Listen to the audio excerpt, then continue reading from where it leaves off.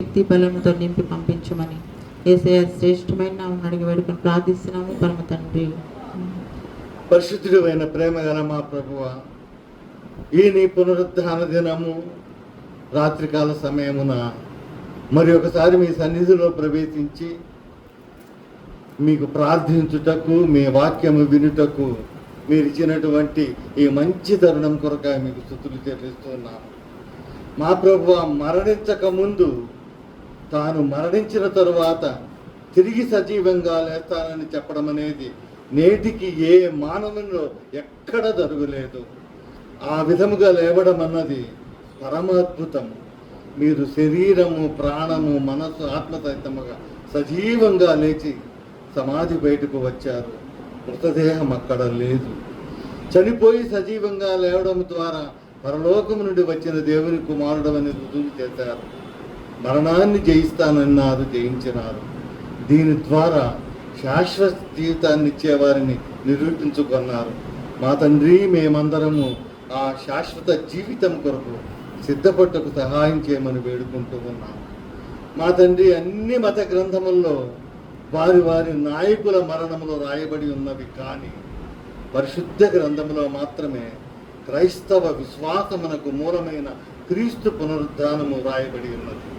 ఇది ఎంత ప్రాముఖ్యమైన సంఘటన! దీనిని మేము ఎన్నడూ విస్మరింపకుండా చేయమని వేడుకుంటూ ఉన్నాము. మా తండ్రి, ఈ సమయమున మీ దాసుని ద్వారా ఏ వాక్యముని మీరు మాకు అనుగ్రహించవలని ఆశిస్తున్నారో ఆ వాక్యమును పరము నుండి దయచేయండి. మీ కృపను మాకు విస్తరింపచేయండి. ఇంకా నువ్వు మార్గమధ్యమున వారిని మీ సన్నిధికి క్షేమంగా నడిపించమని క్రీస్తు యేసు పుణ్యనామమున అతి వినయముగా అడిగి వేడుకొనుతున్నాము తండ్రి. ఆమేన్.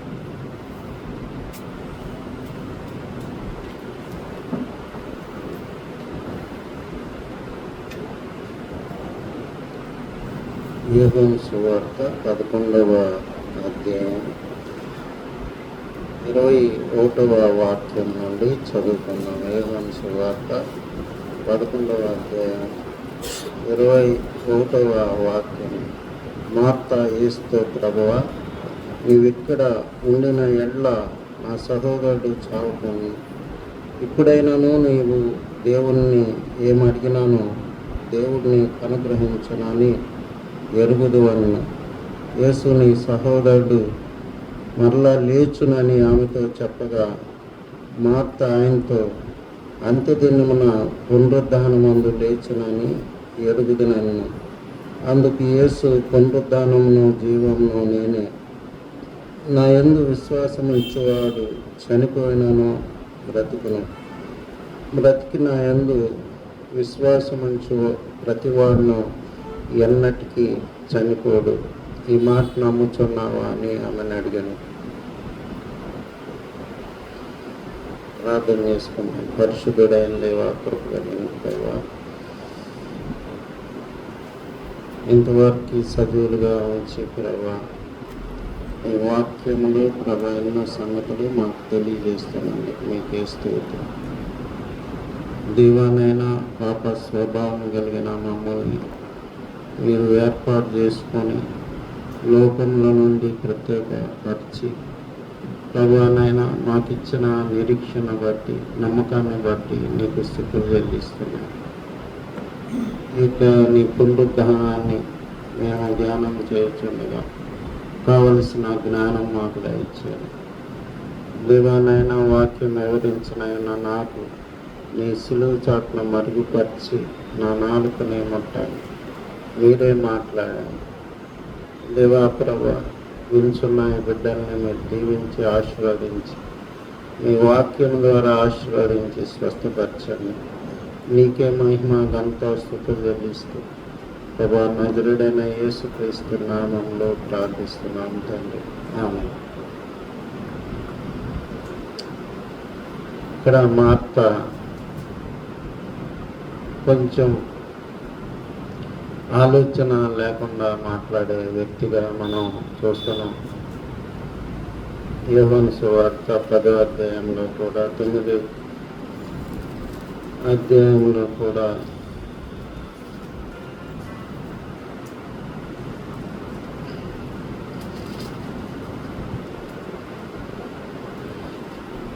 లూకా సువార్తలో అనుకుంటా ప్రభు వస్తే మరి మరియా మార్త విందు చేస్తారు. మార్త మరి కొంచెం ఆలోచన లేకుండా మాట్లాడుతూ ఉంటుంది. మరి అయితే ఆయన పాదాల దగ్గర కూర్చుంటుంది. కాబట్టి ఇక్కడ మార్తకి కొంచెం ఆత్మలో తక్కువ జ్ఞానం ఉన్నట్లు దేవుని వాక్యం మనకి బయలుపరుస్తుంది. ఇక్కడ మరి ఆమె వచ్చి అంటుంది, ముందు వస్తే ఆ సహోదరుడు బతికేవాడు అని చెప్తే, ప్రభు అని ఇక్కడ ఉన్న ఎట్లా నా సహోదరుడు చావకుండా ఇప్పుడైనాను నీవు దేవుణ్ణి ఏమడిగినా దేవుణ్ణి అనుగ్రహించునని ఎరుగుదనని, యేసు నీ సహోదరుడు మరలా లేచునని ఆమెతో చెప్పింది. మార్త ఆయనతో అంత్యదినమున పునరుద్ధానం అందు లేచునని ఎరుగుదనని, అందుకు యేసు పునరుద్ధానమును జీవమును నేనే, నా యందు విశ్వాసం ఉంచువాడు చనిపోయినను బ్రతుకును, బ్రతికి నా యందు విశ్వాసం ఉంచువాడు ఎన్నటికీ చనిపోయాడు. ఇక్కడ ప్రభువు ఎప్పుడు చెప్పాడంటే ఈ మాట, ఆయన జీవించి ఉన్నప్పుడే ఈ మాట చెప్పాడు. ఏం చెప్పాడు? పునరుద్ధానమును జీవమును నేనే అన్నాడు. నేను చనిపోయిన తర్వాత నేను పునరుద్ధాన శక్తిని పొందుకుంటాను, నేను గొప్పవాడిని అవుతాను, డబల్ పవర్తో నేను వస్తానని ఏం చెప్పలేదు. ఆయన మరి మొట్టమొదటి నుంచి కూడా ఆయన క్రియేటరు, మొత్తం కూడా సృష్టి అంతా కూడా తండ్రి అయిన దేవుడు ఆయన ద్వారానే చేశాడు. కొలస్సీలకు రాసిన పత్రిక 1వ అధ్యాయం 16వ వాక్యంలో మనం చూస్తాం. మరి భూలోకమందైనవి పరలోకమందైనవి అన్నీ కూడా ఆయన ద్వారా, ఆయన మూలంగా, ఆయన కోసం మరి సృష్టింపబడి అని ఉంటుంది. చదవండి, అది 1:16 కొలస్సీ. ఏలయనగా ఆకాశమందు ఉన్నవన్నీ, భూమి మీద ఉన్నవన్నీ దృశ్యములైనవి కానీ అదృశ్యములైనవి కానీ, అవి సింహాసనములైనను, ప్రభుత్వములైనను, ప్రధానులైనను, అధికారులైనను సర్వమును ఆయన యందు సృష్టించబడి. మనం ఇప్పుడు చదువుకుంటాం హెబ్రీలు 1:2, ఆయన ద్వారా దేవుడు ప్రపంచాన్ని సృష్టించాడు. కాబట్టి దేవుడు మొట్టమొదటి నుంచి దేవుడే, ఆయన దేవుని కుమారుడు అన్నమాట. మనం రోమా 1:4 కూడా శరీరాన్ని బట్టి ఆయన దావీదు కుమారుడు, మరి ఆత్మను బట్టి ఆయన దైవ కుమారుడు అని ఉంది. దేవుడు ఎప్పుడు కూడా చనిపోడు. ఆయన చనిపోవడానికి మానవుడు కాదు. ఆయన ఎందుకు చనిపోయాడంటే మన పాపాలను ఆయన మీద తీసుకొని దానికి పనిష్మెంట్గా చనిపోయాడు. కానీ ఆయన పునరుద్ధాన శక్తి అనేది ఆయనకి మొట్టమొదటి నుంచి కూడా ఉందన్నమాట. ఆయనకి ఏదో చనిపోయిన తర్వాత దేవుడు ఇచ్చింది కాదు. ఆయన మరి సృష్టి పూర్వమే, మరి సామెతలు 8వ అధ్యాయం అంతా కూడా జ్ఞానాన్ని గురించి చెప్తా, ఆ స్థానంలో యేసు ప్రభువుని బట్టి ఆయన ఏమేమి చేశాడో సృష్టి అంతా కూడా అక్కడ ఉంటుందన్నమాట. కాబట్టి ఆయన ఎప్పుడు చెప్తున్నాడు ఈ మాట? పునరుద్ధానమును జీవమును నేనే అని ఆయన బ్రతికున్నప్పుడే చెప్తున్నాడు. నేనంటేనే డెఫినేషన్ పునరుద్ధానానికి నేనే అని చెప్తున్నాడు. మళ్ళీ చనిపోయిన తర్వాత పునరుద్ధారణ అయిన తర్వాత ఆయనకి ఏమి గొప్ప శక్తి వచ్చినట్లు కాదు. అయితే ఆయన ఎందుకు పునరుద్ధారణ అయ్యాడంటే, మానవులకి ఒక గమ్యం అంటూ ఉంది, ఒక నిరీక్షణ ఉంది. మానవుడు చనిపోయిన తర్వాత మళ్ళీ నేను లేచినట్టు లేస్తాడు అనే ఒక సంగతి మనకు తెలియజేయటానికి ఆయన చనిపోయి తిరిగి లేచాడు. కాబట్టి అంతకుముందు పెద్ద కన్ఫ్యూజన్ ఉండేది, మానవుడు ఏమవుతాడు, ఏం జరుగుద్దు. ఇప్పుడు చాలామంది, మనకైతే అదృష్టవంతులం, క్రైస్తవులం కాబట్టి మనకేం జరుగుద్ది అనేది మనకి తెలుసు. మనం మరి దేవుని రక్తంలో కడగబడి మరి ఈ భూమి మీద జాగ్రత్తగా భయంతో వణుకుతో మన రక్షణ కొనసాగించుకుంటూ సాగు దగ్గరికి మనం చేరే కొన్ని మనకి భయం అనేది ఏమీ ఉండదన్నమాట. కాబట్టి మానవుడికి మరణమే అంతం అనేది కాదు. ఆయన ఈ యొక్క మానవుడికి మరణమే అంతం కాదు, కానీ మరణం తర్వాత ఒక గొప్ప జీవితం ఉందని ఆయన రుజువు చేయటానికి ఆయన చనిపోయి లేచాడు.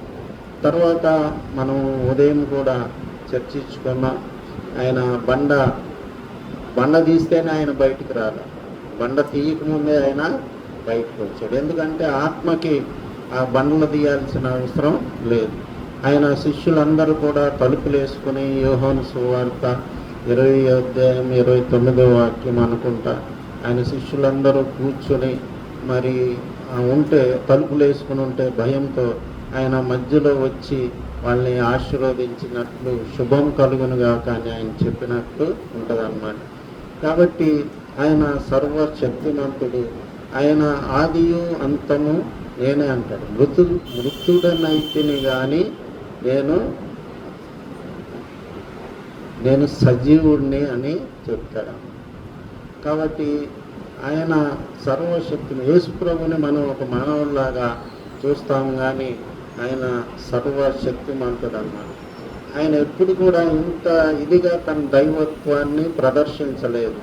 లాజరు దగ్గర ఆయన ప్రదర్శించిన దైవత్వం ఆయన ఎక్కడ కూడా ప్రదర్శించాలి. ఆయన ఏమంటున్నాడు, నేనే పునరుద్ధానం అంటున్నాడు. పునరుద్ధానానికి కేర్ ఆఫ్ అడ్రస్ నేనే అని చెప్తాను. ఎప్పుడు బతికున్నప్పుడు చెప్పు, చనిపోయినప్పుడు చెప్పలేదు. కాబట్టి మనం అర్థం చేసుకోవాల్సింది ఏంటంటే, పునరుద్ధానం అంటే యేసు క్రీస్తు అనే పేరులోనే ఆ పునరుద్ధానం అనేది ఉందన్నమాట. అయితే ఆ పునరుద్ధానం అయిన తర్వాత ఏం జరిగిందంటే, ఆయన ఆ పవర్ని తన శిష్యులకి సంఘానికి ఇచ్చాడన్నమాట. ఆయనకున్న పవర్ని మనకి ట్రాన్స్ఫర్ చేశాడు, పునరుద్ధాన శక్తిని. తర్వాత సువార్తలో గొప్ప రెవల్యూషన్ వచ్చేసి ఏమొచ్చింది, అంతకుముందు ఏం చెప్పేవాళ్ళు, ఎవరు చెప్పినా మీ పాపాలు ఒప్పుకోండి, మరి ప్రభు వద్ద వాటిని ఒప్పుకొని విడిచిపెట్టండి, లేకపోతే మీలో ఇది ఉండకూడదు, అసూయ ఉండకూడదు, ద్వేషం ఉండకూడదు, లేకపోతే ఏం తిందుమా, ఏం త్రాగుదుమా, ఏం ధరించుకుందుమా అని చింతించవద్దు. మరి ఇవన్నీ కూడా సామాన్యమైన సువార్త ఉండేది. కానీ యేసు ప్రభు ఎప్పుడైతే చనిపోయాడో సువార్త యొక్క దాని యొక్క తీరు మారిపోయిందన్నమాట. అపోస్తల కార్యం 4వ అధ్యాయం 2వ వాక్యం. అప్పుడు ఆయన శిష్యులు పునరుద్ధానాన్ని గురించి ఆ వాక్యం చెప్పటం మొదలుపెట్టారు. అపోస్తల కార్యం 4వ అధ్యాయం 2వ వాక్యం.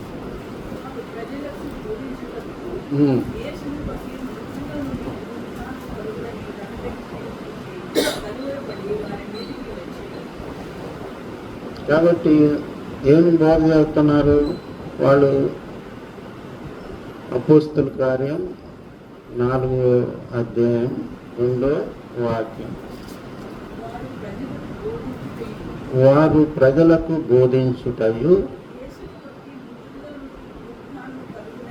యేసుని బట్టి మృతుల పునరుద్ధానము కలుగునని ప్రకటించుటయు చూచి కలవరపడి వారి మీదకి వచ్చి, అంతకుముందు బహుశా ఎవరు చెప్పినా కానీ సమాజ మందిరాల్లో పదాజ్ఞల గురించి వాటి వివరణ చెప్పేవాళ్ళు. ఉపవాస దినాన్ని పరిశుద్ధంగా ఆచరించాలి, వ్యభిచారం చేయొద్దు, నరహత్య చేయొద్దు, తర్వాత అబద్ధం ఆడొద్దు, దొంగిలించొద్దు, ఇలాంటి సువార్త ఉండేది. కానీ ఎప్పుడైతే ఆయన చనిపోయి పునరుద్ధానం అయ్యాడో ఆ సువార్త యొక్క రూపురేఖలు ఎప్పుడైతే వాళ్ళు పరిశుద్ధాత్మను పొంది మేడ గదిలో వాళ్ళు శక్తిమంతులయ్యి, అంతకుముందు ఏంటి వాళ్ళు పరిస్థితి ఏంటి, శిష్యులు పారిపోయే పరిస్థితి అన్నమాట. భయంతో ఆవరించారు. యేసు ప్రభుని సిలువ వేసినప్పుడు ఒక్క యోహాను తప్పితే ఎవరు, కొంతమంది స్త్రీలు తప్పితే ఎవ్వరూ ఆయన దగ్గర లేరన్నమాట. ఒక్క యోహాను ఒక్కడే ఆయన ఎదురుగా ఉన్నాడు. అందుకనే యేసు ప్రేమించిన శిష్యుడని ఆయనకి పేరు వచ్చింది. ఆయన ఒక్కడే హతసాక్షి గాల, ఆయన ఒక్కడే మరి ఒక పెద్ద కాగే నూనెలో వేసినప్పుడు ఆయన ఎంతసేపుడికి కాలపోతంటే ఆయన తీసి ఎక్కడో దూరం పద్మాస్ ద్వీపంలో ఆయన పెడితే ఆయన ప్రకటన గ్రంథం రాశాడు. కాబట్టి ఇక్కడ మనం ఏం చూస్తామంటే యేసు ఆ యొక్క సువార్తని యొక్క సంఘాన్ని స్థాపించి దాని యొక్క సువార్త యొక్క స్వరూపాన్ని మార్చేశారు. అదేవిధంగా మనం చూస్తే 4వ అధ్యాయం 33వ వాక్యం, అపోస్తుల కార్యం 4వ అధ్యాయం 33వ వాక్యం.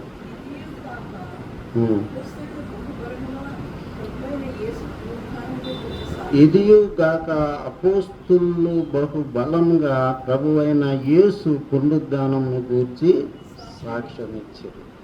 కాబట్టి సువార్త ఏం చెప్తున్నారు? వాళ్ళు ఎందుకు యేసు ప్రభుని నమ్మాలని చెప్తున్నారు? కారణం ఒకటే చెప్తున్నారు, యేసు ప్రభు చనిపోయి తిరిగి లేచాడు, మేమందరం దానికి సాక్షులు. మనం కూడా ప్రభువు యందు విశ్వాసం ఉంచితే అలాగే మనం తిరిగి లేచి మరి ఆయన దగ్గరికి చేర్చబడతామని పునరుద్ధానాన్ని గురించి వాళ్ళు ఎక్కువగా చెప్పినట్లు చూస్తున్నారు. వాళ్ళు కలవరపడ్డారని చెప్తున్నారు. శాస్త్రులు పరిసయ్యులు ఆ సువార్త విని కలవరపడ్డారు. ఇదేం సువార్తరా, మనకి తెలియని కొత్త సువార్త చెప్తున్నారని వాళ్ళ శిష్యుల మీద మరి అపోస్తులైన పౌలు మీద వాళ్ళు కుట్ర పెంచుకొని వాళ్ళని చంపాలని చూసింది. అందుకే వరుసపెట్టి చంపాలనుకున్నారు. యాకోబుని చంపారు వాళ్ళు, తర్వాత పేతుర్ని చంపాలనుకున్నారు. సంఘమంతా ప్రార్థన చేసినప్పుడు ఏక మనసుతో పేతురు బయటకు రావటం జరిగింది. తర్వాత పౌలు కూడా అదే సువార్త చెప్పాడు. మనం 23వ అధ్యాయం 6వ వాక్యం, అపోస్తుల కార్యం 23వ అధ్యాయం 6వ వాక్యం.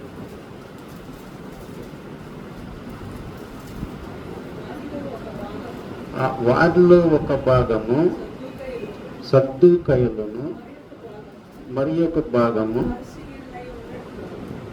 పరిసయ్యులునై ఉన్నట్లు పౌలు గ్రహించి,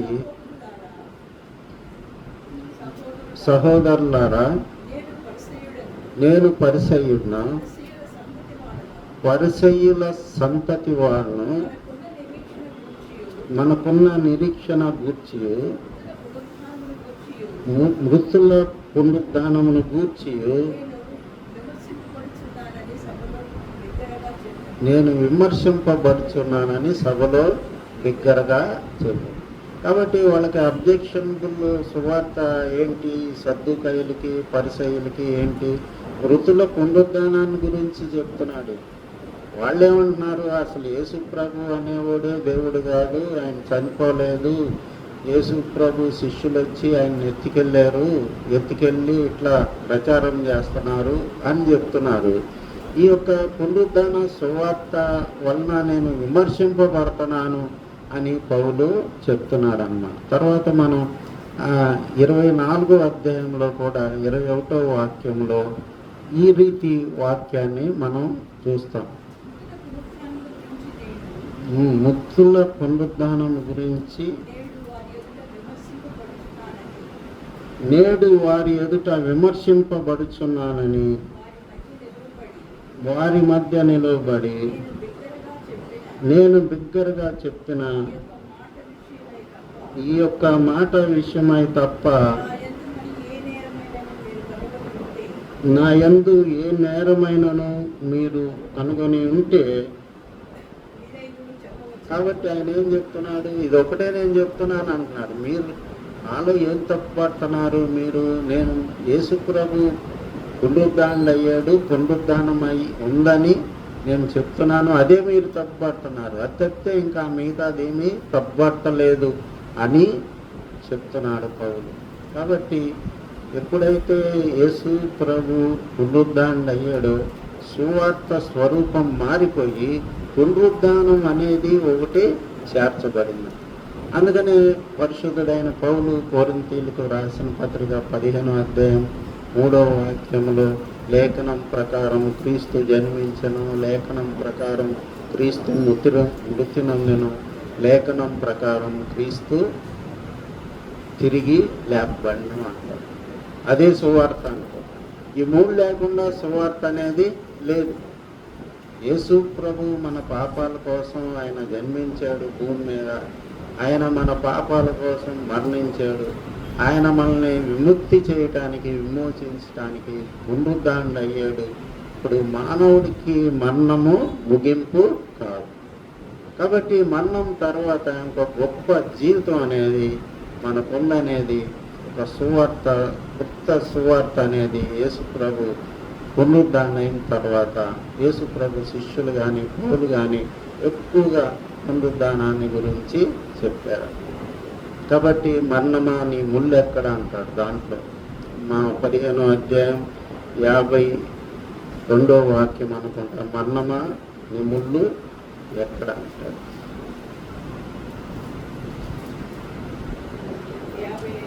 55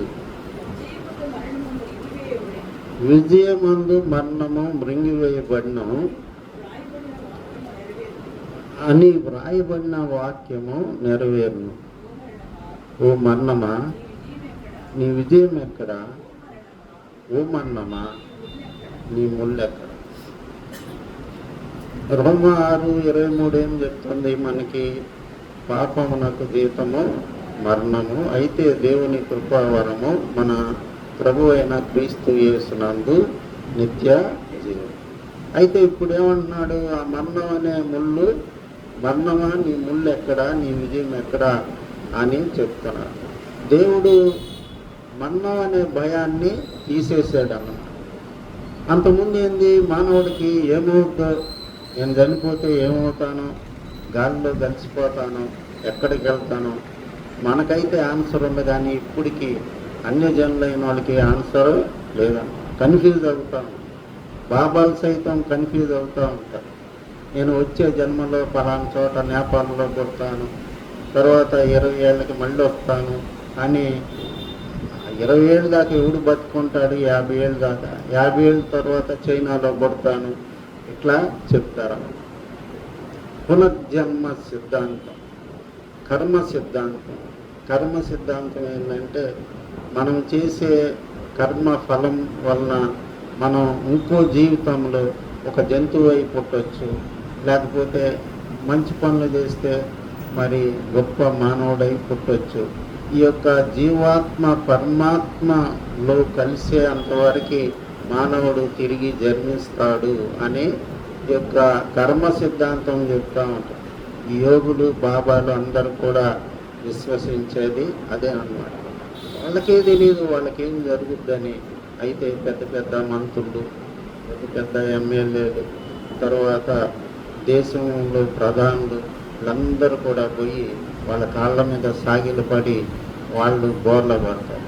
కాబట్టి వాళ్ళ యొక్క అజ్ఞానాన్ని బట్టి మనం వాళ్ళ గురించి ప్రార్థన చేయాలి. కాబట్టి చాలామంది మరి ఈ విధంగా ఈ పునరుద్ధానం అనేది ఒకటి ఉందనే అంశం చాలామంది క్రైస్తవేతరులకి ఇప్పుడు కూడా తెలియదు. కాబట్టి సువార్తలో ముఖ్యమైన చివరొచ్చిన ఈ పునరుద్ధానం అనేది సువార్తలో ముఖ్యమైన భాగం అయిందని. ఈ పునరుద్ధానం అనేది లేకపోతే యేసు ప్రభుని మేము నమ్మటం వేస్ట్ అని పౌలు అదే 15వ అధ్యాయంలో చెప్తాడనమాట. కొరింథీయులకు రాసిన 15వ అధ్యాయంలో చెప్తా క్రీస్తు ప్రథమ ఫలం అంటాడు. మరి 19-20 వాక్యాలు.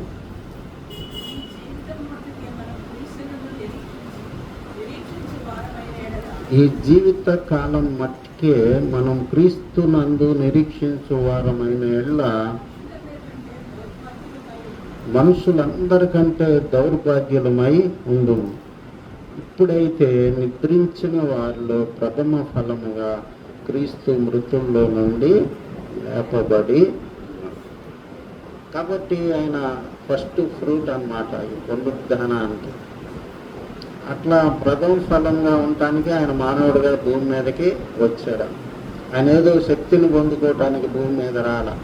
ఆయన భూమి పునాదులు వేయకముందే శక్తిమంతుడు. ఆయన ఉన్నవాడు, అనువాడు అని దేవుడు అంటున్నాడు. దేవునితో పాటు కలిసి ఉన్నవాడు. ఆదామవ్వని అవ్వల్ని చేసిన వాళ్ళు, భూమి ఆకాశాలని సృష్టించినవాడు. మన రూపంలో, మన స్వరూపంలో నరులను చేసుకుందామని మనం ఆదికాండంలో చూస్తాం అన్నమాట. మరి అలాంటి దైవ కుమారుడు, ఆయన దైవ కుమారుడు, ఆయనకి మరణం అనేదే లేదు. ఎందుకు లేదు ఆయనకి మరణం? ఎందుకు లేదు? న్యాయంగా చెప్పాలంటే పాపానికి జీతం మరణం. ఆయన ఏ పాపం చేయలేదు కాబట్టి ఆయనకి మరణం లేదు. ఆయన కావాలని మన పాపాలు ఆయన మీద వేసుకొని చనిపోయాడు. ఆయనకి మామూలుగా అయితే మరణమే. దేవుడు చనిపోతాడా ఎక్కడైనా?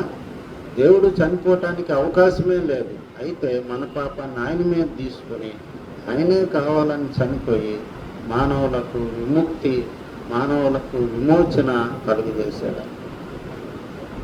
కాబట్టి పునరుద్ధానము జీవమును నేనే, నా యందు విశ్వాసం ఉంచువాడు చనిపోయినాను బ్రతుకును, బ్రతికి నా యందు విశ్వాసం ఉంచువాడు ఎన్నటికీ చనిపోడు. అంటే ఏంది? శరీరం భూమిలోకి వెళ్తుంది కానీ ఆత్మ మాత్రం యుగాలు దేవుని దగ్గర ఉంటుందన్నమాట.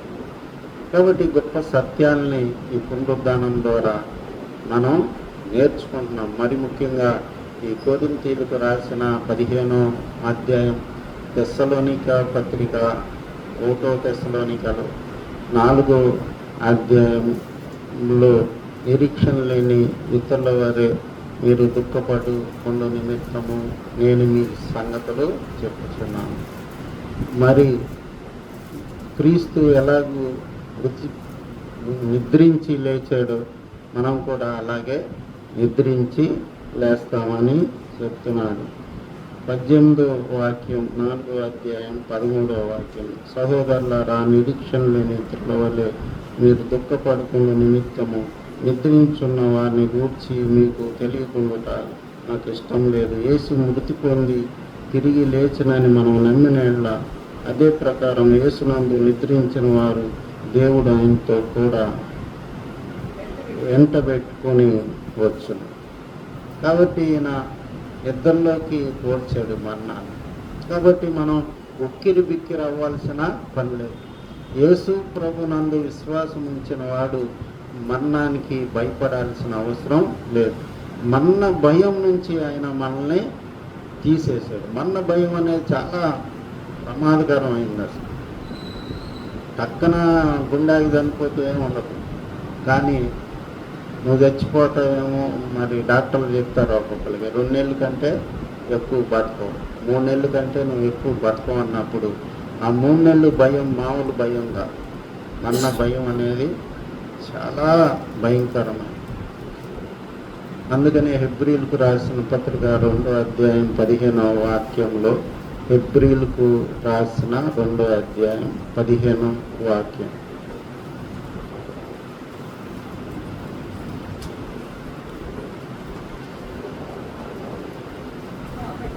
కాబట్టి ఆ పిల్లలు రక్త మాంసములు ఆ ప్రకారమే మరణం యొక్క బలం గలవాన్ని అనగా అపవాదిని మరణం ద్వారా నశింపజేయుటకును జీవితకాలం అంతయు మరణ భయం చేత దాస్యమునకు లోబడిన వారిని విడిపించుటకును ఆయన్ను కూడా రక్త మాంసములో పాలివాడాయను. కాబట్టి ఆయన ఇక మానవుల్ని మరణ భయం నుంచి విడిపిస్తాను. మానవులంటే ఎవరు? ఆయన బిడ్డలు అన్నమాట. ఆయన కుమారులు, ఆయన కుమార్తెలు. ఆయన మరి సొంత ఊపిరితో చేసుకున్నవాడు. నేలమంటితో యెహోవా నరుని నిర్మించి వారి నాసిక రంధ్రములో జీవవాయువు ఊడగా నరుడు జీవాత్మ. కాబట్టి మానవులు ఎవరో కాదు, ఆయన సొంతగా చేతులతో చేసుకున్న వాళ్ళందరూ కూడా నాశనమైపోతున్నారని చూసి ఆయన భూమి మీదకి వచ్చి ఆయన స్వయంగా సువార్త ప్రకటించి ఆయన శిష్యుల్ని పంపి ప్రపంచం అంతా కూడా ఆయన సువార్తలో ఒక భాగం పునరుద్ధానం. పునరుద్ధానం అనేది లేకుండా సువార్త అనేది లేదు. పునరుద్ధానం అనేది లేకపోతే మనుషులు అడుగుతారు, ఎందుకు నమ్మాలా యేసు ప్రభుని? మాకు దేవుళ్ళు ఉన్నారు, మీకు దేవుళ్ళు ఉన్నారు, మా దేవుళ్ళు మీ దేవుళ్ళు అందరూ ఒకటే అని. కానీ మనం ఏం చెప్పాలంటే యేసు ప్రభు అనే దేవుడు చనిపోయి మరణాన్ని గెలిచి తిరిగి లేచాడు. ఆయన ఏ విధంగా లేపబడ్డాడో మేము ఆయన యందు విశ్వాసం ఉంచు మేమందరం కూడా మరి లేస్తాము, మేము నరకం నుంచి తప్పించబడతామని ఒక ప్రత్యేకమైన ఎష్యూరెన్స్, నిరీక్షణ మనకి యేసు ప్రభులో దేవుడు మనకి ఇచ్చాడన్నమాట. కాబట్టి మరి ఇదే మాట మళ్ళీ కొరింథీయులకు రాసిన పత్రికలో తెస్సలోనికలో ఏం రాశాడో అదే మనం చూస్తామన్నమాట. కొరింథీయులకు రాసిన మొదటి పత్రిక 15వ అధ్యాయంలో తెస్సలోనికలు రాసిన పత్రిక 4వ అధ్యాయం 13వ వాక్యంలో ఏముందో అదే ఉందన్నమాట. 51వ వాక్యం, ఇదిగో మీకు ఒక మర్మము తెలుపుచున్నాను, మనమందరము నిద్రించము కానీ ఒక నిమిషంలో ఒక రెప్పపాటున కడపూరములోగానే మనమందరము మార్పు పొందుదుము, ఘోరం రోగును, అప్పుడు మృతులు అక్షయులుగా లేపబడుదురు, మనము మార్పు పొందు. కాబట్టి రిపీటెడ్గా పౌలు ఇదే చెప్తున్నారు. ఆయన సువార్తలో ఎక్కువ భాగం పునరుద్ధానాన్ని గురించే చెప్తున్నారు. ఆయన 17వ అధ్యాయంలో కూడా పునరుద్ధానాన్ని గురించే చెప్పాడు.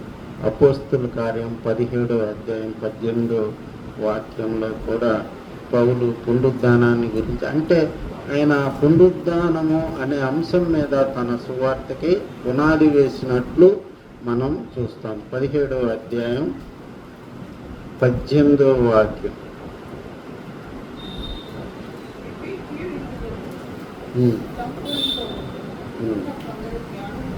ఎపికూరియులలోను స్తోయికులలోనూ ఉన్న కొందరు జ్ఞానులు అతనితో వాదించి, కొందరు ఈ వదరబోతు చెప్పుకున్నది ఏమని చెప్పుకోండి.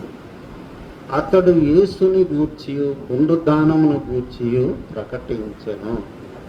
ఎందుకని పునరుద్ధానాన్ని గురించి ప్రకటించాడు? అక్కడ ఏథెన్స్ అనేది అన్యుల దేశం అన్నమాట. అక్కడికి ఆయన వెళ్ళినప్పుడు అక్కడున్న విగ్రహాలు చూసి ఆయన ఆత్మ పరితాపం పొందినని ఉంటుంది పై వాక్యాలు. ఆయన చూసి ఏం చెప్పాడు? పునరుద్ధానాన్ని గురించి చెప్పాడు. మీ దేవుళ్ళకి, మీరు కొలిచే విగ్రహాలకి ఎవరికి కూడా చనిపోయి లెగవలేదు, ఒక్క యేసు ప్రభువే చనిపోయి తిరిగి పునరుద్ధానుడయ్యాడు. మరి ఎవరైతే ఆయన యందు విశ్వాసం ఉంచుతారో అందరూ కూడా ఆ విధంగా మరి తిరిగి లేస్తారని చెప్పాడు. మళ్ళీ అదే 17వ అధ్యాయం 32వ వాక్యంలో కూడా ఆయన అదే మాట చెప్పినట్లు చూస్తాం. మృతుల పునరుద్ధానమును గూర్చి 17వ అధ్యాయం 32వ వాక్యం, మృతుల పునరుద్ధానమును గూర్చి వారు విన్నప్పుడు కొందరు అపహాస్యం చేసిరి, మరికొందరు దీన్ని గూర్చి నీవు చెప్పినది ఇంకొకసారి విందుమని చెప్పింది. అంటే ఎవరు నమ్మటంలా. పునరుద్ధానం ఉందనేది అప్పుడు చాలా కొత్త కాన్సెప్ట్ అన్నమాట. ఇది స్పిరిచువల్ కాన్సెప్ట్. అది పునరుద్ధానం అంటున్నాడేంటి? మనిషి చనిపోయిన తర్వాత గాలిలో కలిసిపోతాడు కదా, దేవుడి దగ్గరకో ఎక్కడికో వెళ్తాడు కదా, వెళ్ళాల్సిన ప్రదేశానికి.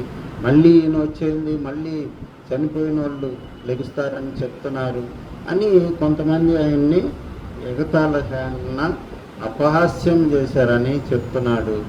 అయితే ఆయన తన స్టాండ్ ఎప్పుడు కూడా విడిచిపెట్టలేదు. ఎప్పుడు కూడా పునరుద్ధానం గురించి ఆయన బోధించాడు. కాబట్టి మనం మరి మన అదృష్టం అది. చనిపోయిన వాళ్ళు ఎక్కడికి వెళ్తారు అనేది గొప్ప గొప్ప వాళ్ళకి తెలియపోయినా, ఉదాహరణకి మరి యొక్క అంబానీలకి, అదానీలకి తెలియదు ఈ సత్యం. తెలియదు కాబట్టే వాళ్ళు అనేక చోట్ల కొన్ని క్షేత్రాలు తిరిగి తమ డబ్బుని, తమ కాలాన్ని పాడు చేసుకుంటారు. వాళ్ళెవరు సజీవులు కారని వాళ్ళకి తెలియదు. డబ్బులైతే ఉండదు, సలహాదారులు ఉన్నారు, మరి గొప్ప గొప్ప చదువుకున్న వాళ్ళు వాళ్ళ దగ్గర పనిచేసే వాళ్ళు ఉన్నారు, కానీ పునరుద్ధానాన్ని గూర్చి వాళ్ళకి ఏమాత్రం తెలియదు. కాబట్టి వాళ్ళు చెప్పిన ఎందు యేసు ప్రభు గురించి వాళ్ళకి తెలిసే ఉంటుంది. ఆయన చనిపోయి తిరిగి లేచాడని తెలుస్తుంది ఖచ్చితంగా. ఎందుకని మనం ఈస్టర్ జరుపుకుంటున్నాం, క్రిస్మస్ జరుపుకుంటున్నాం. అది జీసస్ క్రైస్ట్ మరి బర్త్డే అది.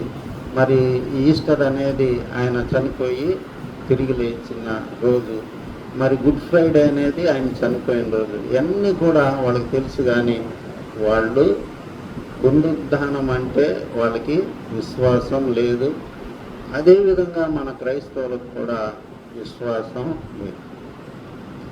ఇక పునరుద్ధాన బలం ఎలాంటిదంటే, మనకు ఎలాంటి సమస్య వచ్చినా కానీ తొట్టిల్లం అన్నమాట, కూలిపోం, బాధపడతాం. ఏదన్నా జరగరాంది మనకి జరిగినప్పుడు, బాధకరమైంది మనకి సంభవించినప్పుడు కొద్దిగా మనం కలత చెందుతాం, దుఃఖపడతాం, కానీ కూలిపోం. ఉన్న చోటనే ఉండి ఆయన దగ్గరికి మనం వెళ్తాం, ఒకసారి ఆయన కలుసుకుంటాం. అప్పుడు దేవుడు మన సమస్యలన్నిటికీ కూడా ఆయన పరిష్కారం చూపెడతాడు అని. ఎందుకు మనం అంత నిరీక్షణ కలిగి ఉంటామంటే, ఖచ్చితంగా మనం చనిపోయి తిరిగి లేస్తాం, మనం ప్రభువుని చూస్తామని మరి మనకి తెలుసు. కానీ ఈ పునరుద్ధానాన్ని గురించి యోబు ఎప్పుడో చెప్పాడు.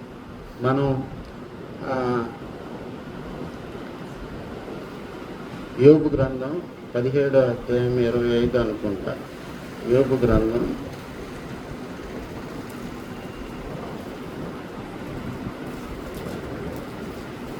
అదేనా 17.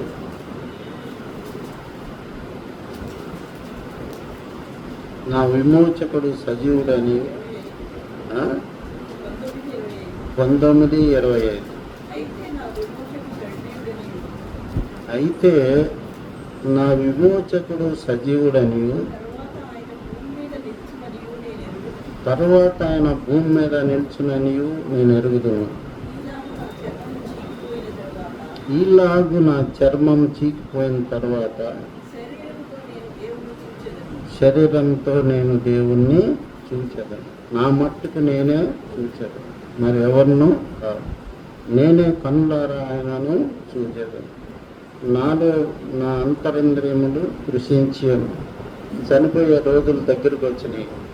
అయితే యోబు ఏమంటున్నాడంటే, నేను ఖచ్చితంగా దేవుణ్ణి చూస్తాను, నా మట్టుకు నేనే చూస్తానని చెప్తాను.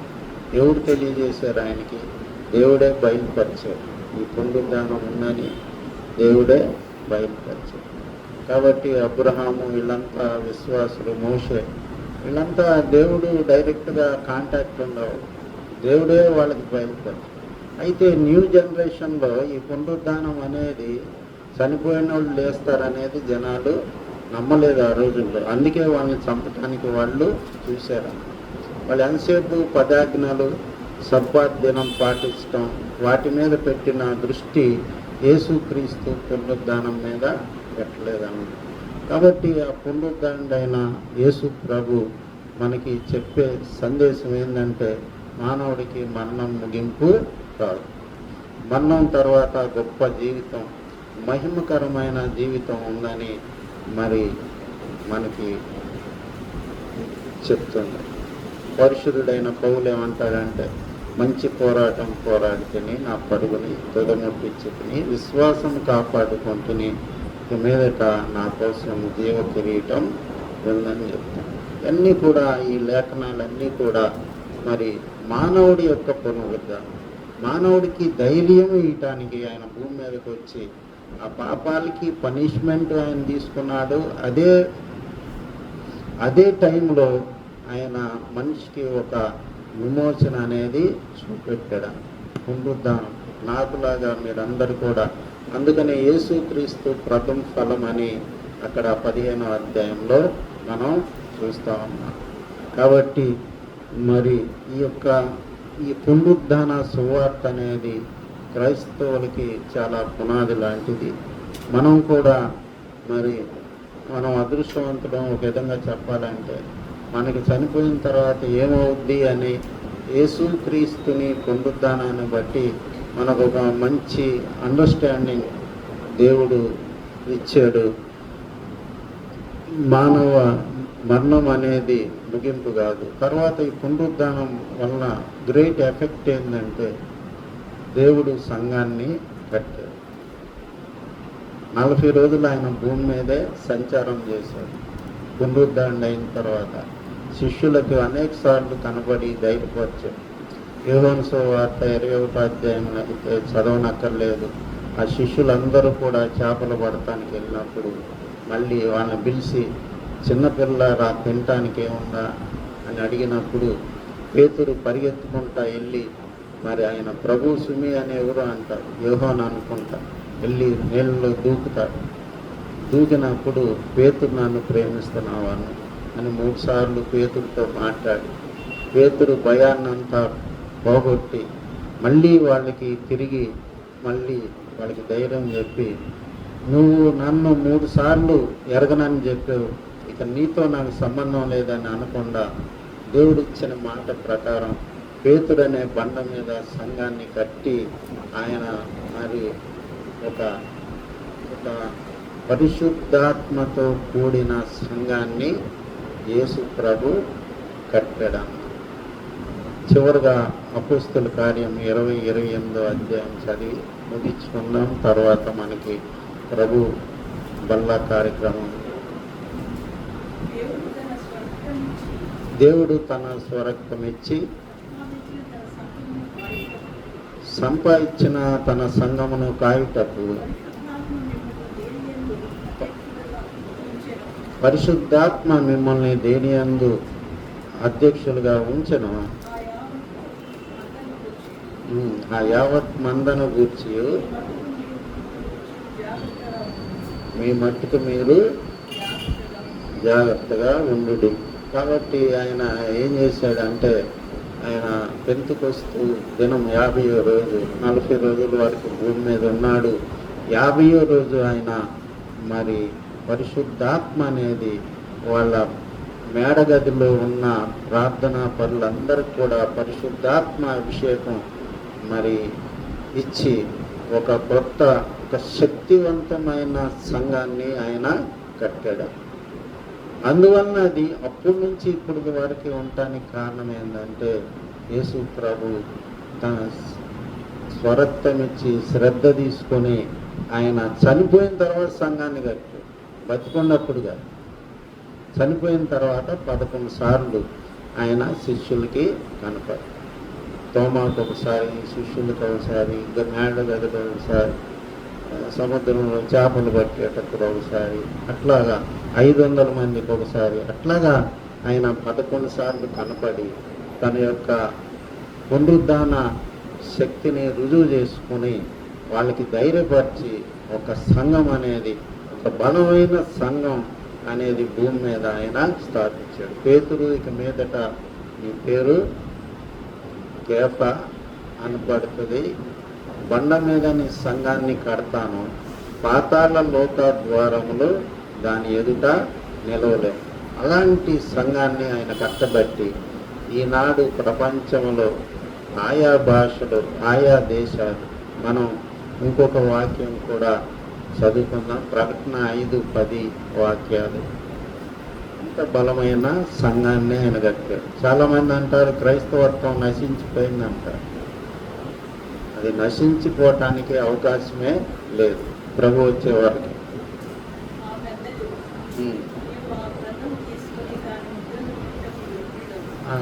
దాని ముద్రలో విప్పుటకు యోగ్యుడు, నీవు వధింపబడిన వాడివై నీ రక్తం ఇచ్చి ప్రతి వంశంలోనూ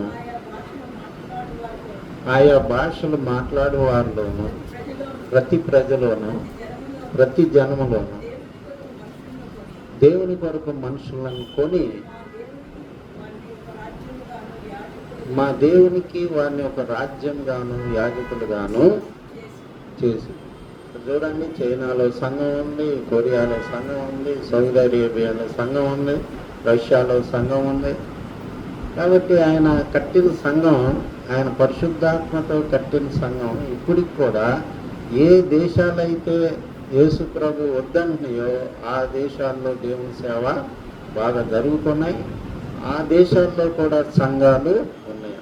కాబట్టి దేవుడు కట్టిన సంఘం ఆ యెరూషలేములోనే కట్టలేదు, కానీ ప్రపంచం మొత్తానికి ఆయన సంఘాలు సార్వత్రిక సంఘం అంటారు.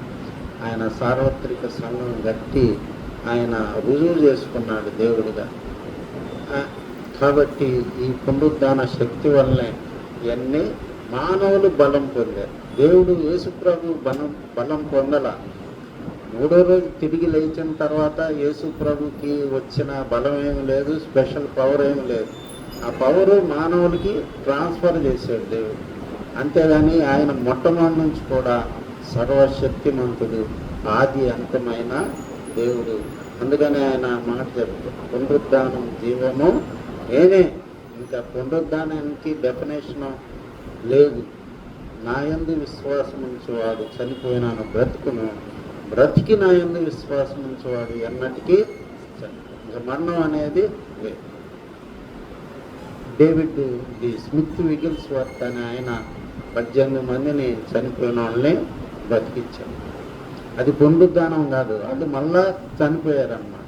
కానీ యేసు ప్రభు విషయంలో ఆయన ఎన్నటికీ సజీవుడు, మళ్ళీ ఆయన ఎన్నటికీ చనిపోవాలి. యుగ యుగాలకి ఆయన సజీవుడుగా ఉన్నాడు. అందుకనే సజీవుడైన వాడిని మృతుల్లో ఎందుకు వెతుకుతున్నారు అని ఆ దేవదూతలు ఆ ఎతికే వాళ్ళకి చెప్పారు. ప్రార్థన చేసి, పరిశుద్ధుడైన దేవా, కృప కలిగిన ప్రభువా, ఎన్నో విషయాలు మాకు మీ యొక్క పరిశుద్ధ వాక్యం ద్వారా తెలియజేసినందుకు నీకే స్తోత్రం దేవానైనా. ఇప్పుడు మేము బల్లారాధనలో పాల్గొనబోతుండగా మా జీవితాలు ఒక్కసారిగా పరీక్షించుకునేటట్టు సహాయం దయచేయండి. ఎక్కడెక్కడ తప్పు చేస్తున్నాము, ఎక్కడెక్కడ ఏ అంశాల్లో మేము తగ్గిపోతున్నాము, ఎక్కడ కోపంగా ఉన్నాము, ఎక్కడ నీకు వేరే మా సొంత ఆలోచనలో మేము ప్రవర్తిస్తున్నాము, మమ్మల్ని మేము పరీక్షించుకొని దేవా, మా తలంపుల్ని ప్రభువా నాయన, మా మాటల్ని మేము పరీక్షించుకొని నీ యొక్క వల్లలో పాల్గొందేటట్టు సహాయం దయచేయండి దేవా. ప్రభా నాయన, మరి మీటింగ్ని మీరు ఆశీర్వదించినందుకు మీకు స్తుతులు చెల్లిస్తూ యేసు నామంలో ప్రార్థిస్తున్నాను తండ్రి.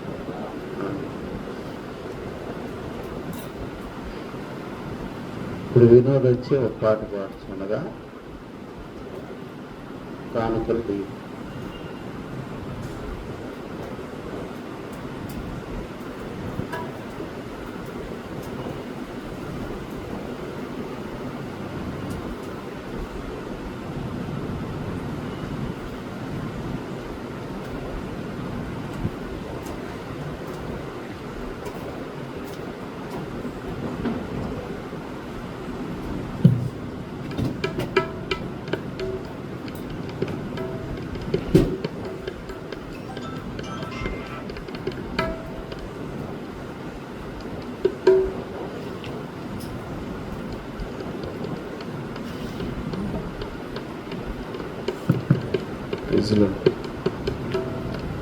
యేసు రక్తమే సత్యం పాట.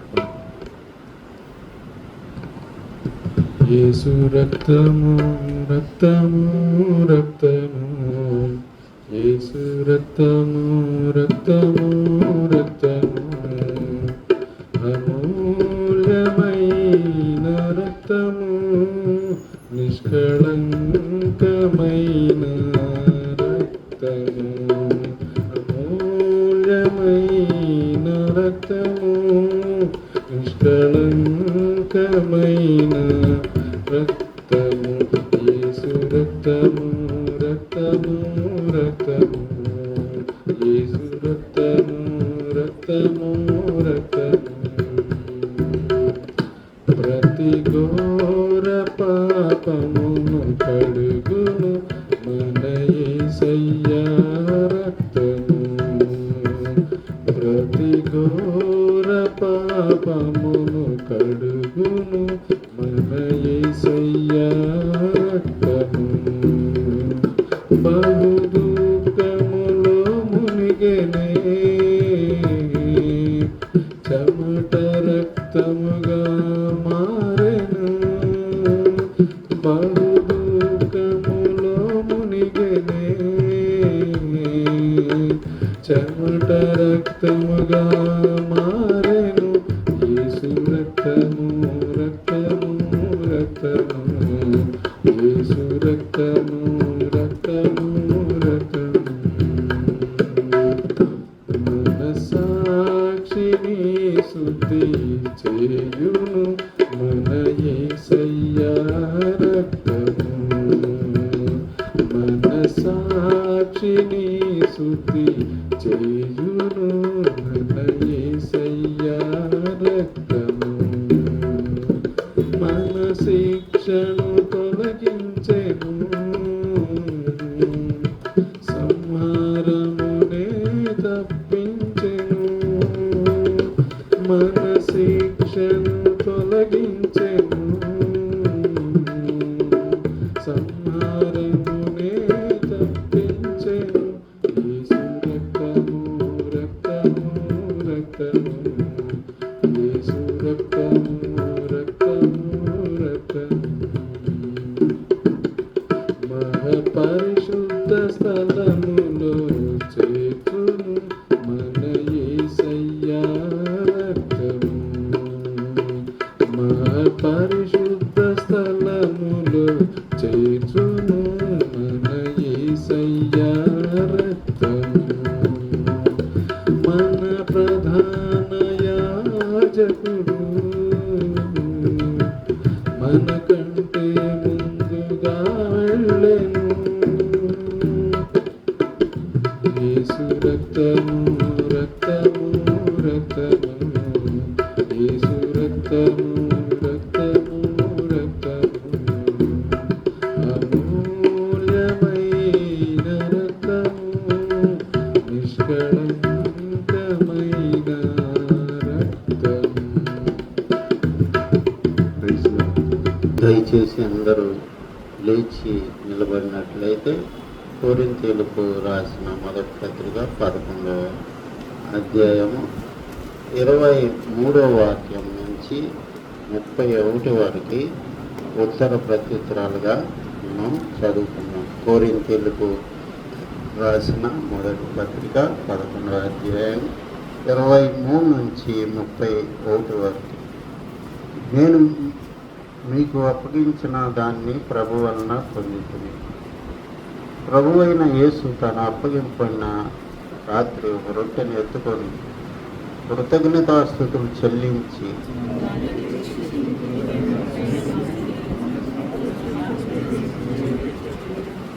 ఆ ప్రకారమే భోజనమైన పిమ్మట ఆయన పాత్రను ఎత్తుకొని, ఈ పాత్ర నా రక్తం వలనైన క్రొత్త నిబంధన, మీరు దీనిలోనిది త్రాగినప్పుడల్లా నన్ను జ్ఞాపకం చేసుకుంటకై దీన్ని చేయడని చెప్పాను.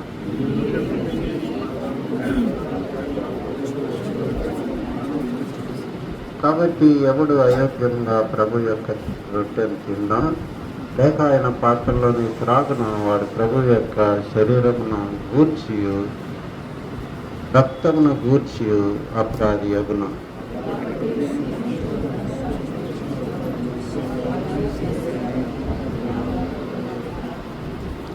ప్రభు శరీరం అని వివేచనక తిని త్రాగువాడు తనకు శిక్షావిధి కలుగుటకే తిని త్రాగుచున్నాడు.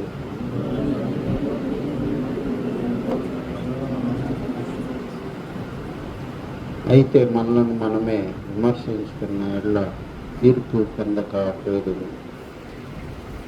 దయచేసి ఈ యొక్క బల్లారాధన నిమిత్తం ప్రేరేపించబడిన వాళ్ళు ప్రార్థన చేయాల్సిందిగా మనవి చేస్తున్నాం.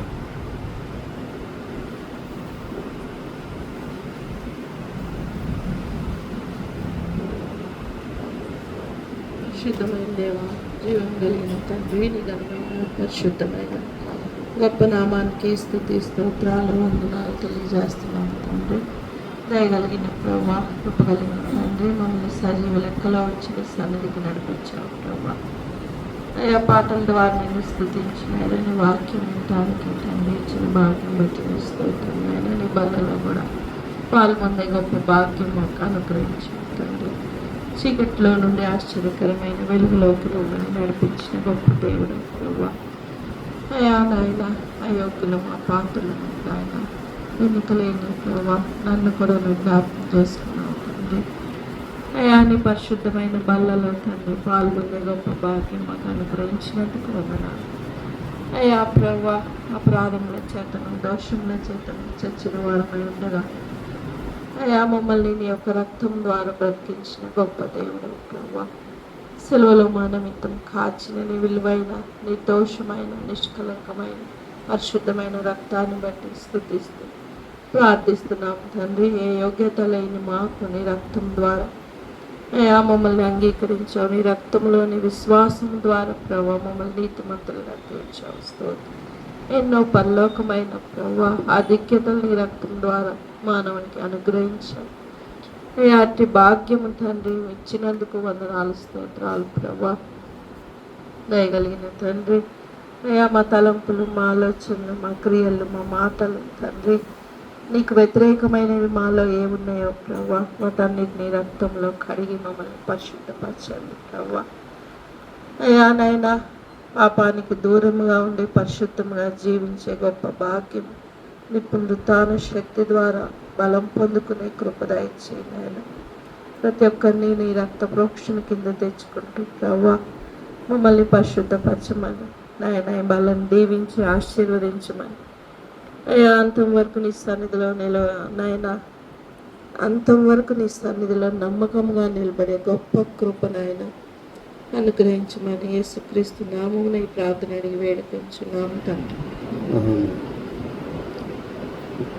ఇంకెవరన్నా అన్నారా? పరిశుద్ధుడైంది కృప కలిగిన ప్రభువా నీ ఘనమైన గొప్ప నామానికి వేలాది స్తోత్రం. దేవనైనా మరి మానవుల్లో ప్రభా నైనా హృదయంలో ఏముంటుందో సమస్తం ఎరిగిన దేవుడు ప్రభా. ఒకప్పుడు ప్రభా పాపములో చిక్కుబడి ప్రభా అనేక శరీర దురాశలతో ఉన్న మమ్మల్ని ప్రభా ఈ విధంగా ఒక చోటికి చేర్చి మీ పరిశుద్ధ బలలో పాల్గొనే భాగ్యం ఇచ్చినందుకు మీకు స్తుతులు చెల్లిస్తున్నాం. దేవా మాలో ఇంకా నీకు వ్యతిరేకమైనవి గర్వము కోపము ప్రభు అసూయ దేవానైనా ఇతరుల మీద చెడ్డగా మాట్లాడతాం ఇవన్నీ కూడా క్షమించండి దేవా ప్రభా ఇవన్నీ మీలో ఉండకూడదని చెప్పు ప్రభా. సరసోక్తులైనను బూతులైనను మీ నోటి నుంచి రాకూడదన్నాను ప్రభా. ఇవన్నిట్లో మాలో ఏమైనా ఉన్నవేమో పరీక్షించ దేవానైనా పరీక్షించుకొని ప్రభా మీ పాదాల దగ్గర క్షమాపణ అడుక్కునే ఆత్మను మాకు దయచే ప్రభా. నైనా నీకే స్తోత్రం దేవా ప్రభా. వ్యక్తిగతంగా మరి మాలో ఉన్న దోషాలని క్షమించమని మీ రక్తంతో కడిగి మమ్మల్ని యోగ్యులుగా చేసి మరి నీ యొక్క బల్ల ముట్టుకునే భాగ్యం మాకు దయచేయమని యేసు క్రీస్తు నామంలో ప్రార్థిస్తున్నాము తండ్రి. ఆమేన్.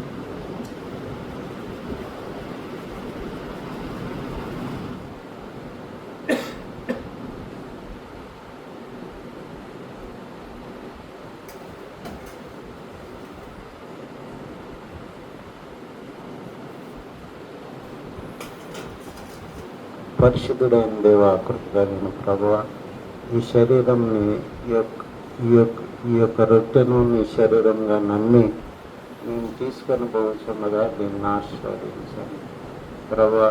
నా శరీరం తిని నా రక్తము త్రాగని వాడు నాకు పాత్రుడు కాదు, వానిలో నిత్య జీవం లేదని మీరు సెలవిచ్చారు.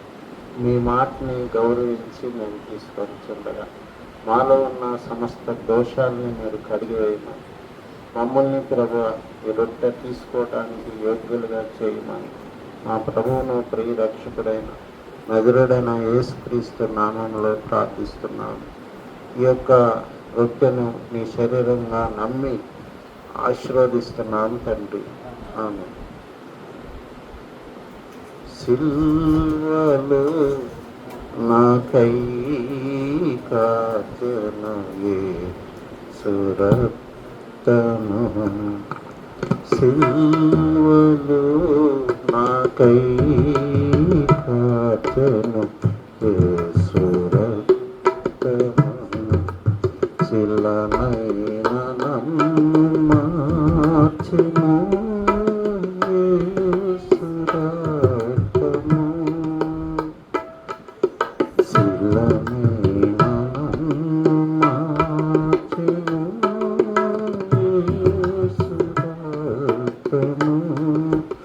యేసు రక్తము ప్రభు యేసు రక్తము యేసు రక్తము ప్రభు యేసు రక్తము అమూల్యమైన రక్తము యేసు రక్తము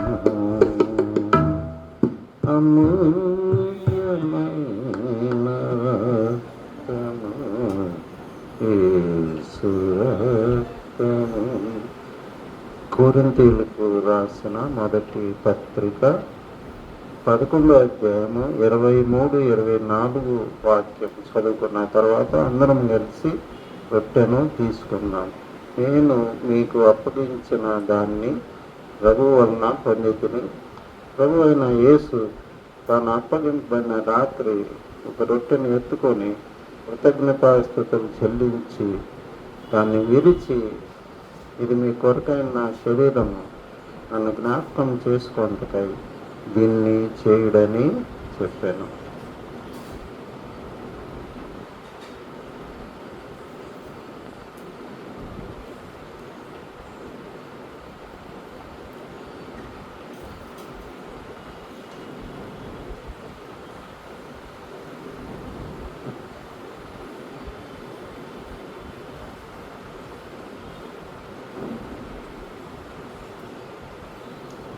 ద్రాక్షారసం నిమిత్తం ప్రార్థన చేసుకున్నాం. పరిశుద్ధుడైన దేవా, కృప కలిగిన ప్రభువా, నీ రక్తాన్ని మాకు ఇచ్చావు ప్రభువా. నీ రక్తాన్ని మేము తీసుకోవటానికి త్రాగటానికి మాత్రం అర్హత లేనోళ్ళం. అయితే నీ కృపను బట్టి ఈ భాగ్యం మాకు ఇచ్చినందుకు నీకు స్తుతులు చెల్లిస్తున్నాం ప్రభా. ఈ ద్రాక్షారసాన్ని నీ రక్తంగా నమ్మి మేము తీసుకొని పోతుండగా మరి ఈ యొక్క మా పాప దోషాలని ఈ రక్తం కడిగి వేసేటట్లు, మా వ్యాధుల్ని బాధల్ని తీసివేసేటట్లు నీ కృప చూపు పెట్టమని మా ప్రభువును ప్రియరక్షకుడైన యేసుక్రీస్తు నామమున ఈ యొక్క ద్రాక్ష రసాన్ని ప్రభు ఆశీర్వదిస్తున్నాం తండ్రి.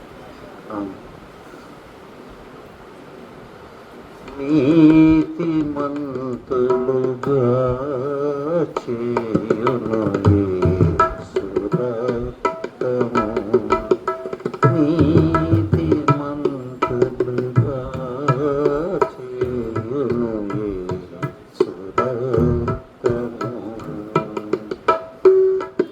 దుర్నీతినంత బాపును యేసు రక్తము, దుర్నీతినంత బాపును యేసు రక్తము, యేసు రక్తము, ప్రభు యేసు రక్తము, యేసు రక్తము, ప్రభు యేసు రక్తము. నిబంధన నిలుపును రక్తము, యేసు రక్తము. నిబంధన నిలుపును రక్తము, యేసు రక్తము. సిల్వలో నాకై కార్చెను యేసు రక్తము, సిల్వలో నాకై కార్చెను యేసు రక్తము.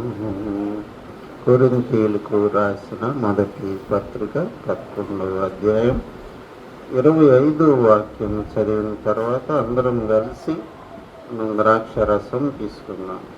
ఆ ప్రకారమే భోజనమైన పిమ్మట ఆయన పాత్రను ఎత్తుకొని, ఈ పాత్ర నా రక్తం వలనైన క్రొత్త నిబంధన, మీరు దీనిలోనిది త్రాగినప్పుడల్లా నన్ను జ్ఞాపకం చేసుకొనుటకై దీన్ని చేయుడని చెప్పాను. దయచేసి అందరూ తీసుకోండి.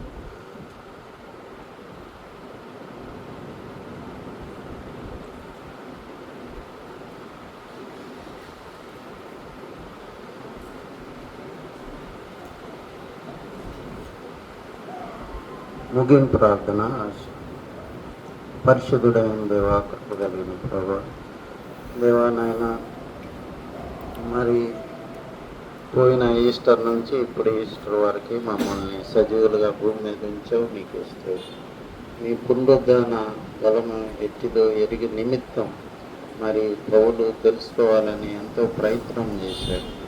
మేము కూడా అలాగా ప్రయత్నం చేయటానికి సహాయం దయచేయండి ప్రభువానైనా. ఈ లోకంలో ఉన్నదంతా కూడా నేత్రాశ, శరీరాశ, దేవుడము అని మీరు చెప్తున్నారు. ఆ వాక్యాన్ని మా హృదయంలో పెట్టుకొని ఈ లోకంలో జాగ్రత్తగా జీవించడానికి సహాయం దయచేయండి దేవా. నీకులాగా మేము పునరుద్ధానం చూసి ప్రభా, మరి ప్రభా నిన్ను ఎదుర్కోవటానికి మేము ప్రభా రెడీగా ఉండటానికి ప్రభా మాకు కావలసిన శక్తిని మాకు దయచేయండి. మా ప్రతి పాప దోషాన్ని క్షమించి ప్రభా నీలో మమ్మల్ని ప్రభా దేవానైన నీలో మమ్మల్ని కడిగి ప్రభా మరి పరిశుద్ధపరచాలి దేవా. నీకే మహిమ, నీకే ఘనత, నీకే స్తుతులు చెల్లిస్తూ మా ప్రభువును మా ప్రియ రక్షకుడైన నజరేయుడైన యేసుక్రీస్తు సర్వశక్తి నామములో ప్రార్థిస్తున్నాం తండ్రి. మీ తండ్రి అయిన దేవుని ప్రేమ, యేసు ప్రభు వారి కృప, పరిశుద్ధాత్మ యొక్క శక్తి సహవాసం ఇప్పుడు ఎల్లప్పుడూ మనకి తోడుగా ఉన్నదాకా. ఆమె